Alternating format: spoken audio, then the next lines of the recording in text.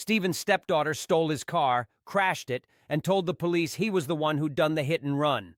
His wife, Lauren, told him to just take the fall for the family. So he smiled, kept his mouth shut, and did something very different instead. 2 months later, his stepdaughter was sobbing in a courtroom, while Lauren begged him to forgive them. Stephen hadn't expected his day to end with 2 cops knocking on his front door, especially after spending most of it working from home, submitting invoices, folding laundry, and wrestling with a leaky faucet in the downstairs bathroom real thrill-a-minute stuff.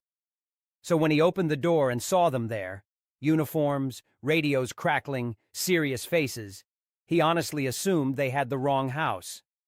Then they said his full name, first and last, and he understood this wasn't about a neighbor's busted mailbox or a noise complaint. They asked if he was aware that his vehicle, his silver SUV, had been involved in a hit-and-run earlier that morning. Stephen actually laughed, because it sounded like a joke. "I think you've got the wrong guy," he told them. "My car's in the driveway. I haven't left the house all day." One of the officers tipped his head, unconvinced. "Sir, a witness took down your license plate. Your stepdaughter, Brooke, told us you took the vehicle around 9 a.m. today." Stephen's brain stalled for a second. Brooke. He glanced past them and saw that the spot in the driveway where his SUV should have been was empty, just bare concrete. And then it all started to click. Brooke didn't have a car of her own. She'd been pestering Stephen and Lauren for months about getting one. Lauren kept insisting their daughter needed more independence, more mobility. Stephen had offered to do driving lessons with her. Brooke had called that controlling. He stepped out onto the porch and scanned the street, as if the SUV might magically appear somewhere else on the block. Nothing. His car was gone, and apparently it had hit someone. "Where's the other driver?" he asked. "Hospital," one of the officers said. "Non-life-threatening. Broken wrist, concussion. They were on a bike." Jesus. "Witness says the driver took off. We have someone who followed the car long enough to get the plate. And Brooke told us it was you," the officer added. "And your wife confirmed it," the other one said. Stephen didn't answer right away. He was busy trying to wrap his head around how his own wife, the same woman he'd eaten breakfast with that morning, could possibly have told police she'd watched him take a car he hadn't even realized was missing. "Is that really what she said?" he finally managed. The officer nodded. "Yes, sir. She says she saw you leave around 9. Brooke also mentioned you were upset before you left. She said you two might have argued and—" he hesitated. "That you may have struck her." There it was. Stephen blinked hard, over and over, because this had to be some kind of fever dream. There was no way, absolutely no way, Lauren would co-sign something like this. She'd been in the house with him all morning. She knew he hadn't gone anywhere. And Brooke? Brooke was clever. Manipulative, sure, but not an idiot. If she was lying, this was the kind of lie that could ruin lives. "I didn't hit her," Stephen said. "I haven't laid a hand on her, and I definitely didn't take that car anywhere today. Would you be willing to come down to the station and answer some questions?" He agreed. Of course he did. He was innocent, and he naively assumed that meant the truth would just rise to the top on its own. Cute idea. They let him ride in the back seat without handcuffs, but as the door closed, he caught the look on his neighbor's face through the window. That kind of look tends to linger. At the station, Stephen asked for his lawyer, not because he had anything to hide, but because it was obvious he'd somehow been dropped into a universe where logic had called in sick. After about 2 hours of sitting there, Lauren finally came into the room. Her face was washed out, but it wasn't guilt he saw there. It was fear, and not fear that her husband had been falsely accused, or that some cyclist had been mowed down by her daughter. No, Lauren was terrified this mess might screw up Brooke's college applications. "I'm sorry," she said, taking the seat across from him. "But Brooke's already so scared. She panicked. She said you'd be the one to handle it best." "She said what?" Stephen almost laughed. "She said you'd know how to fix it, that you'd take care of it for the family." He stared at her. "You know I didn't take the car. You were with me all morning. Lauren swallowed. Yes, but it's different now. There's a police report. And the bruise. That word made him freeze. What bruise? She has a bruise on her arm from the crash, Lauren said. She told them you grabbed her during an argument and stormed out after hitting her. So let me get this straight, Stephen said slowly. Your daughter steals my car, crashes it, runs from the scene, and then tells the police I was the one driving. And you, my wife, the one person who could actually be my alibi, decided to back up her story and hint that I'm violent. Lauren flinched. It's just until we figure it out. There's nothing to figure out, he replied. She lied, and you lied with her. She's scared, Lauren insisted. She made a mistake. Stephen held her gaze. So did you. She reached across the table for his hand. Please just take the blame for now. We'll fix it later. He eased his hand away, slowly, deliberately. That was the moment he stopped talking. A small smile tugged at his mouth, because the thing about betrayal is that it sharpens the picture. It shows you exactly who's in your corner and who's willing to toss you into the fire to save themselves. They wanted him to take the fall fine, just not in the way they imagined. It was almost funny to think about now. If someone had asked Stephen 6 years earlier whether he wanted kids, he probably would have shrugged and tossed out something non-committal like, if it happens, it happens. The kind of line you give in your 30s when you haven't ruled the whole parenting thing out, but also haven't exactly added it to your 5-year plan. Then he met Lauren. She was sharp, self-assured, with a dry sense of humor that bordered on ruthless in a way he found weirdly charming. She also came with a 13-year-old daughter named Brooke, who looked straight through him the way a bored class stares through a substitute teacher who can't figure out the projector. On their second date, Lauren told him she wasn't hunting for a new dad for her kid, just a partner who could handle day-to-day life without making it awkward. Stephen had laughed. I'm great at not getting weird, he'd said, which, in hindsight, was arguably one of the weirdest self-descriptions possible. But somehow, they worked. 6 months later, he was sitting at their dining table helping Brooke with algebra, while Lauren fell asleep on the couch halfway through some documentary. He made pancakes on weekends, drove Brooke to volleyball practice, learned what a TikTok dance was, regretted that knowledge almost immediately, and gradually carved out a space for himself in their little unit. He never expected her to call him Dad. He wasn't trying to replace anyone. Her biological father still existed in that hazy, distant way, more like a satellite orbiting somewhere out there than someone whose presence actually helped you get where you were going. Stephen, on the other hand, was there. Every day. He paid for braces, school clothes, the phone Brooke managed to destroy twice in a single semester. When she turned 16 and started dropping hints about wanting to drive, he offered to teach her. She rolled her eyes and said, "That's what actual parents do," and walked away. He pretended it didn't sting. It did. A little. Still, he kept showing up. Lauren always insisted Brooke would grow out of it. She just has a strong personality, she'd say, like it was a compliment. She pushes boundaries because she's smart. Which, Stephen realized, was basically a rebrand of spoiled and manipulative. Still, Stephen had signed up for the long game. Families didn't cement themselves overnight. He figured if he just stayed consistent, supportive, steady, unflinching, eventually he'd win Brooke over. Spoiler, he did not. If anything, the older she got, the better she became at using her mother as a human shield. If Brooke missed curfew, it was because Stephen had weird rules.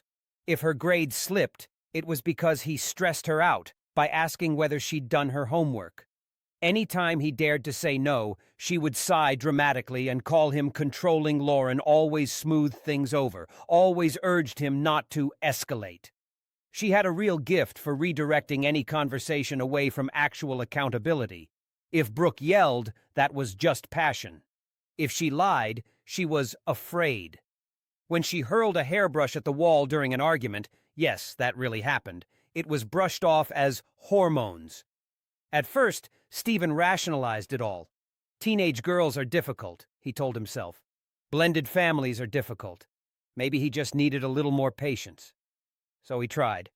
He went to every parent-teacher conference, paid for SAT prep, helped her with college applications, bought a used car in his own name that he planned to sign over once she had a valid license and insurance. That car? The one that ended up smashing into a cyclist and being blamed on him? Yeah, that one. Lauren kept assuring him things would mellow out once Brooke matured. They all grow out of it eventually, she said. Just give her space. And he did. He gave her space. He gave her his Saturdays. He gave her his car. He gave her everything short of direct deposit. In return, she tried to pin a felony on him. Stephen spent weeks replaying that moment at the station in his head. Lauren sitting across from him, wringing her hands like she was the one being wronged, insisting she was scared, that Brooke had just made a mistake. But a mistake is dropping your phone in the toilet. A mistake is forgetting to hit submit on a college application. Stealing someone's car, fleeing the scene of a crash, and then accusing them of assault? That wasn't a mistake. That was a plan. And Lauren hadn't just passively gone along with it. She reinforced it. She filled in all the blank spaces. When the police asked if she'd seen Stephen leave that morning, she said yes. She looked them straight in the eye and said he was upset. I thought he just needed to blow off some steam, she'd told them. Blow off steam. At the exact moment she claimed he'd stormed out of the house, Stephen had been in the laundry room folding towels and answering work emails. The wildest thing he'd done that morning was make his coffee with 2 shots of espresso instead of 1. None of that mattered, though, because they had a tidy little story. Easy, convenient. Better to throw the boring, dependable stepdad under the bus than let the golden child's future get crushed under consequences. So yes, Stephen stopped being nice. Not in any big, theatrical way. He still paid the bills, still dragged the trash cans to the curb, still sent polite texts like, "Hope your meeting went well." But behind the scenes, he went quiet and methodical.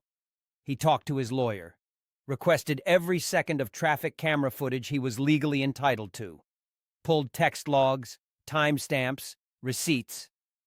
He froze the joint account and opened a new one, had his paycheck rerouted, cut off Lauren's access to every login she'd never wanted to manage but gladly relied on.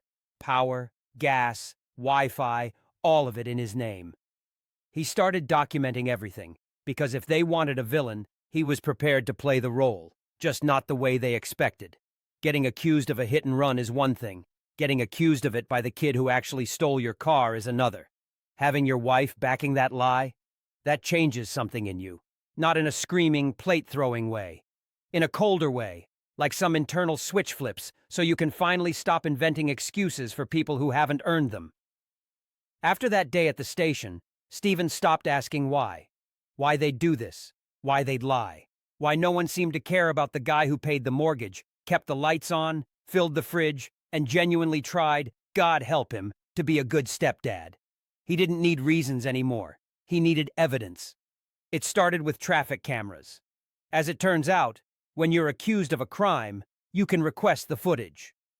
Through his attorney, Stephen got 2 glorious angles of his SUV blasting through a red light near the intersection where the cyclist had been hit. And surprise, the driver wasn't him. It wasn't even a close call. Brooke sat behind the wheel in a hoodie and sunglasses, barely tall enough to see properly over the dashboard. Her side profile was unmistakable. Even better, she was laughing. In the video, you could actually see her mouth wide open mid-laugh right before she swung the car around the corner. Beautiful. But Stephen didn't stop there. His lawyer, bless that man, told him to dig deeper. It's not just about proving you didn't do it, he'd said. It's about proving she knew she was lying. So Stephen went spelunking through Brooke's social media. She'd locked down her Instagram stories and TikTok after the accident, but teenagers are objectively terrible at privacy. A friend had reposted clips from that same morning. Brooke getting ready, holding his keys up to the camera with a caption that read, "Steppy's SUV today." Another little boomerang showed Brooke and a friend in his driveway, pretending to drift the steering wheel. Then came the party footage, because of course there was a party. Right before the collision, Brooke had picked up two friends. They were on their way to some kind of graduation brunch that, in classic teenage fashion, morphed into loud music, drinks, and a decent dose of chaos. One of those friends went live for about 30 seconds before the crash, just long enough to catch Brooke singing along to a song while driving, flipping the camera to show the road and the red light she blew straight through. After the impact, they panicked. The friend deleted the live, but nothing online ever really dies. Someone else had screen recorded it, sent it to someone who sent it to someone else, and eventually it dropped into Steven's inbox with a subject line. "Thought you should see this." Oh, he did. Meanwhile, back at the house, Lauren and Brooke were acting like things were tense but fixable. Brooke holed up in her bedroom, milking the bruise on her arm like it was a battlefield injury. Lauren moved around Steven like he was some unpredictable animal. At one point, she even had the nerve to say, "You know, if you'd just gone along with it, things wouldn't be so uncomfortable right now." Uncomfortable. They had accused him of felony assault and a vehicular hit and run, and apparently he was the reason dinner conversation felt awkward. Steven just smiled, nodded, and said, "You're right. I've been selfish." That night, he finished backing up everything. Every video, every screenshot. He copied the files, time-stamped every photo and post, then he handed the whole neatly organized package to his lawyer, who passed it all along to the detective on the case. It took 3 days. 3 days for Steven to be officially cleared. 3 days for the charges against him to be dropped and new ones to be filed against Brooke. Hit and run, filing a false police report, driving without a valid license, because, surprise, her license had been suspended over a speeding ticket he'd never even heard about. Lauren wasn't exactly in the clear either. She'd submitted a false statement, lied about where he'd been, backed up a story she knew wasn't true. The word obstruction started floating around. When the police came back to the house, this time to talk to Lauren and Brooke, Lauren looked like she'd just seen a ghost. "What did you do?" she demanded, eyes wide. Steven took a sip of his coffee. "You mean, what did you do?" She trailed him into the kitchen like he owed her some elaborate explanation. "You didn't have to go that far," she insisted. He laughed. "You tried to frame me for a felony." "It was one mistake. I was trying to protect her," Lauren snapped. "By throwing me under the bus? That's your idea of protection?" "She's my daughter," Lauren shot back. "What was I supposed to do?" "You were supposed to tell the truth." She stared at him like that option had never even made the list. Then she said something that made his skin crawl. "She's just a kid. She has her whole future ahead of her. You're a grown man. You'd survive."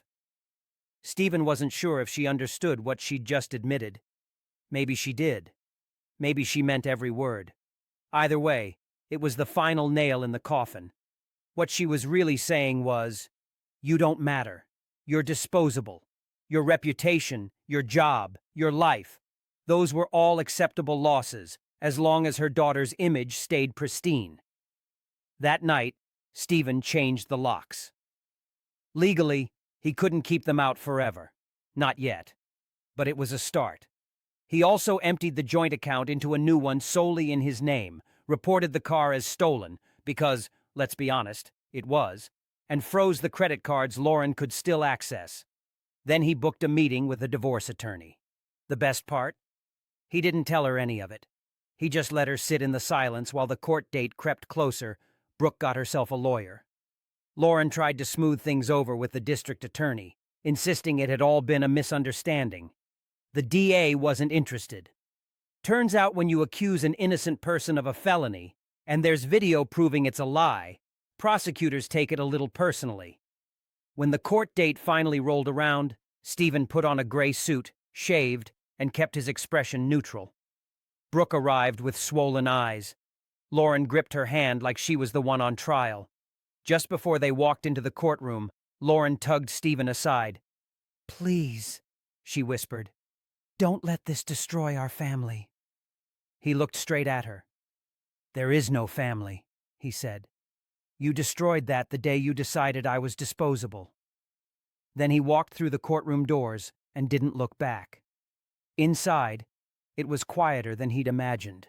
No dramatic shouting, no TV-style Law and Order energy, just harsh fluorescent lights, hard chairs, and a judge who looked like he'd rather be anywhere else. Brooke sat 2 rows ahead with her attorney, hair curled, mascara only slightly smudged.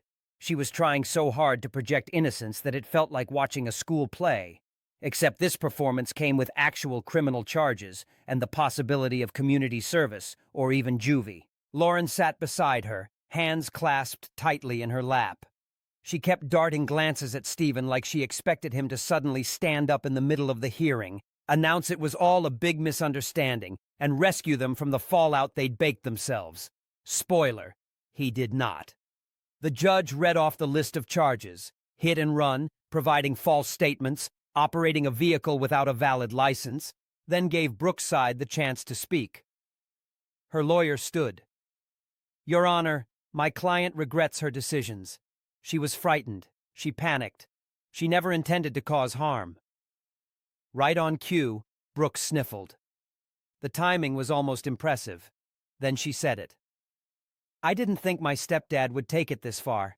He was always calm. I thought he'd understand. I thought he'd protect us." Us. That one little word dropped into Stephen's chest like a brick. Not because he didn't already know, but because it confirmed what he'd started to suspect long before the crash. They had never really seen him as a person. To them, he was a function, a walking ATM with a bonus stepdad label they could flash when it made them look good. The judge turned to Stephen and asked if he had anything he'd like to say. He stood. Not because he needed to, but because he wanted to look both Brooke and Lauren in the eye. "I've spent the last 6 years trying to be a good husband and a good father figure," he said. "I paid the bills, drove her to school, paid for groceries, insurance, tutors, phones, therapy apps she never opened. I showed up. I was there even when I wasn't wanted." He paused. Brooke stared down at the table. Lauren was already crying. "I didn't expect to be thanked," Stephen went on. "But I didn't expect to be thrown under the bus either. Especially not by the people I sacrificed everything to support." He sat down. That was all. No yelling, no theatrics, just the truth, said plainly. The judge handed down a suspended sentence for Brooke, along with mandatory community service, a formal written apology to the cyclist, and 6 months of counseling. The out-of-state university dorm she'd bragged about the year before was no longer in the cards. Lauren received a formal warning, no charges, but the district attorney described her behavior as deeply concerning, which is legal speak for, "You're lucky we don't feel like spending more taxpayer money on this." After court, Lauren made one last attempt to talk to him. She trailed him out into the parking lot. "I'm sorry," she said, her voice shaking. "I didn't know what else to do." Stephen nodded slowly. "That's the thing," he said. "You did know. You just chose Brooke over the truth." "She's my daughter," Lauren repeated, like it was an incantation that might somehow undo everything. "And I was your husband," he said. She had no response to that. Stephen got into his car, the replacement for the SUV Brooke had totaled, the one she had never been supposed to drive, and pulled away. For the last time. But that wasn't the end. Not even close. Update. A lot had happened since Stephen first told this story. Some people who heard it told him he'd handled things with grace. Others said he should have gone nuclear. A few called him cold. A handful branded him a monster who'd destroyed a teenage girl's future. Honestly, he hadn't planned on saying anything more. But after everything that unfolded, a little closure felt reasonable. So here was the update. First off, Stephen did not hand them the house. Why would he? He'd covered the down payment. He made the mortgage payments every month. The deed had always been in his name. Lauren's name was never on it.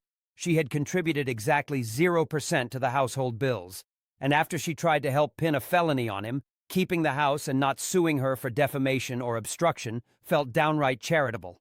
So he kept it. He gave her 30 days to move out, 45 if she could prove she had nowhere else to go. She was gone in 29. Brooke, too. Turned out, they didn't have anywhere else to go because, shocker, they'd been entirely financially dependent on him. No meaningful jobs, no savings, no plan B. Lauren had gotten used to what she called their blended budget, which was a cute way of saying Stephen's income. She worked part-time at a friend's boutique, mostly for the discount on clothes she didn't need. Brooke was allegedly in a gap year to explore personal growth, which in practice meant lying on the couch and asking for DoorDash money. So when Stephen kept the house and cut off their access to his accounts, reality arrived fast and loud. Lauren moved in with her sister for a while. Brooke crashed on a friend's sofa. Through the grapevine, Stephen heard that Brooke had picked up a job at a local cafe. He very nearly stopped in once, just to see, but talked himself out of it. Lauren tried to get more hours at the boutique, but once word got around about what she and Brooke had done, filing a false report, trying to frame her husband for a hit and run, her social life went eerily quiet. Apparently, "I helped my kid frame my spouse" doesn't pair well with wine nights and Pilates class. Even her best friend, the one who used to gush about what a solid guy Stephen was at every dinner party, stopped returning her calls. Stephen hadn't needed to orchestrate revenge. They were doing a fine job wrecking their own lives. It happened slowly, in small, humiliating ways. The car getting repossessed because no one was actually paying the loan. The phone plan getting shut off because it had always been in his name. The sudden realization that you have to reapply for health insurance and you've never filled out that kind of form on your own. He heard that Brooke quit her court-ordered counseling and then got told to go back or add more community service hours to her sentence. Self-reflection, clearly, was not her strongest skill. As for Stephen, he still lived in the house. It was quiet now, peaceful. He'd redone the office, gotten a new dog, and taken up cycling again. His neighbors, yes, the same ones who'd watched him be escorted to a police car, stopped avoiding him once they learned what had really happened. One even came by with a bottle of whiskey and said, "You handled that better than I would have." And no, Stephen wasn't bitter. He was just finished. He'd given that family everything: time, money, patience, love. And when it came time for them to choose between protecting him and protecting a lie, they chose the lie without a second thought.